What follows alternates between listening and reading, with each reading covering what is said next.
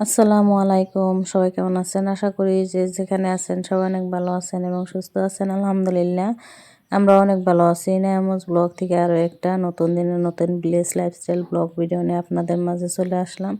আশা করছি ভালো লাগবে। একটা লাইক দিয়ে পুরো ব্লগটির সাথেই থাকবেন, আর যারা নতুন চ্যানেলটি সাবস্ক্রাইব করে দেন, নতুন বন্ধু হয়ে পাশে থেকে যাবেন। যদি ফেসবুক থেকে দেখে থাকেন নতুন বন্ধু হয়ে যাবেন। এই তো সকালবেলা ভিডিওটি শুরু করলাম। পুকুর পাড়ে আসছে আমাদের কলা পাড়ার জন্য 2 ছড়ি কলা আর কি বড় হয়েছে, তাই আজকে 1 ছড়ি পেরে আর কি রান্না করব গাছ থেকে কলা পেরে।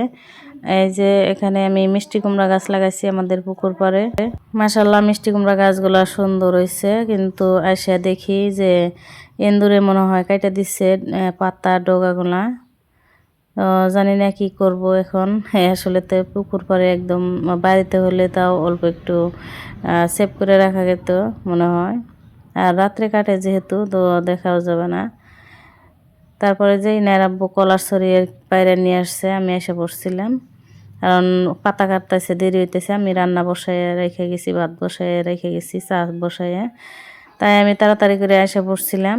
আর এই যে গাছ থেকে কামরাঙাও পেরে নিল, গাছের কলা কামরাঙা পেরে আজকে রান্না করব। গ্রামে থাকলে কিন্তু অনেকটাই সুবিধা, যখন সবজি না থাকে বাড়ির আশেপাশে থেকেই অনেক রকমের সবজি উঠাই আর কি রান্না করা যায়। তো এই যে আমি এখানে বাড়িতে আলু আসছিল, বাগুন আর কলা দিয়ে রান্না করে নিতেছি। তো রান্না কষাই নিচ্ছি তরকারিটা। এখানে আমি গরম পানি করে জল দিয়ে দিলাম। গরম পানি করে জল করে দিয়ে দিলে দেখা যায় তরকারিটা আর কি রান্নাও তাড়াতাড়ি হয় আর খেতেও ভালো লাগে। তো আমি এই যে জল দিয়েই কিন্তু, যেহেতু গরম পানি দিয়ে জল দিচ্ছি, যার জন্যে এই যে আমি মাছটা দিয়ে তারপরে আর কি জিরা গুঁড়া দিয়ে দিব। মাছটা আজকে বাজি নেই, কষাই রান্না করে নিতেছি। দাদি আছে যেহেতু, দাদি থাকলে কিন্তু মাছ বাজিয়ে রান্না করাটা পছন্দ করে না, তাই। আর এই যে গাছের কামরাঙাও বাজি করে নিতেছি। তো সবই আর কি অনেক স্বাস্থ্যকর খাবার, ভালো খাবার কলা আর কামরাঙা। তো কলার মধ্যে অনেক পরিমাণ আর কি আয়রন আছে, আর কামরাঙাটা যাদের জন্ডিস আছে তাদের পক্ষে কিন্তু খাওয়া অনেক বেশি ভালো, উপকারী। তাই আর কি যে কামরাঙা আর বাজি করছিলাম। আর এই যে রুটি বানায় রেখে দেয় আমি যেহেতু, তারপর এনার আব্বুর জন্য রুটি বাজি করে নিতে এসেছি, দোকানে নিয়ে গেছিল গা। তারপরে যে সারাদিন আর কি ভিডিও করি নাই, রান্না বান্না খাওয়া দাওয়া সেরে আর কি অল্প একটু বাজারে গিয়েছিলাম। তো কি কারণে গেছিলাম ওটাও আপনাদের সাথে শেয়ার করব। এখন হয়েছে বিকেলবেলা গাখীর নিতে আনছিলাম পুরান বাড়িতে।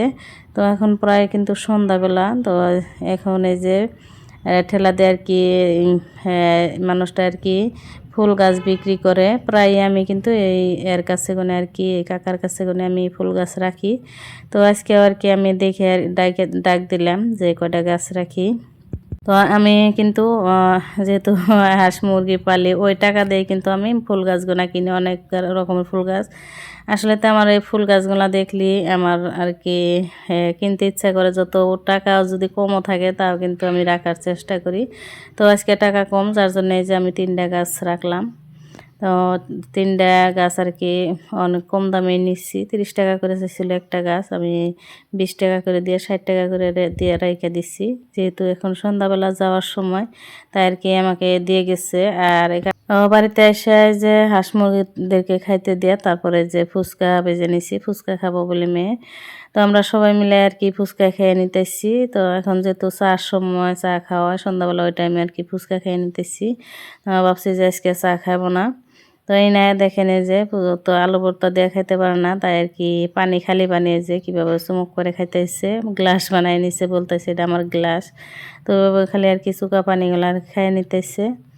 আবার ওই যে আমি সন্ধ্যার পরে আর কি রুটি বানাই নিছি, দাদি বানাই দিচ্ছে, আমি বাইজে নিচ্ছি, বাইজে আর কি ঠান্ডা হইতে দিচ্ছি, দিয়ে আবার ওই যে রেখে দিব। যেহেতু আগে রুটি বানাই রাখছিলাম, রুটি শেষ হয়েছে, আবার তো এভাবে রুটিগুলো আর কি বানাই রেখে দিলে অনেকটা সুবিধা হয়। যেহেতু আমাদের ছোট বাচ্চা আসছে, আর এখন যেহেতু শীত অনেক, উঠতে অল্প একটু দেরি হয়, দেরি করে উঠে তারপরে রুটি বানানো অনেকটাই ঝামেলা হয়ে যায়, যার জন্য বানায় রাখলে অনেকটা সুবিধা হয়। তাই আর কি বানায় রেখে দেই মাঝে মাঝে। আর তো রান্নাবান্নার কাজ শেষ করে এসে এই যে আমার প্রতিদিনের কাজ এখন শুরু, কাপড় গোছানো। সারাদিন ধুতে হয়, তারপরে কিন্তু গোছারে নিতে হয় রাত্রেবেলা। তো আমি কাপড়গুলো গুছাবো, মেয়েকে বলতেছি যে আমি কাপড়টি গুছাই নিই, তো আরাম ধরে রুমটা আর কি ঝাড়ু দিয়ে নিই। তো আমাদের কিন্তু প্রতিদিনই রাত্রিবেলা রুম ঝাড়ু না দিলে ভালো লাগে না। প্রতিদিনের কাজই আমার রান্না বান্না শেষ করে রান্নাঘরে কাজ গুছাই রেখে এসে কিন্তু আমার এই রুম আর কি গুছাই নিয়ে তারপরে কিন্তু শুই। তো এই যে সকালবেলা যে বাজারে গেছিলাম, বাজারে গিয়ে আমি একজোড়া আর কি আমার জন্য ড্রেস নিয়ে আসছি, কুর্তার সেট।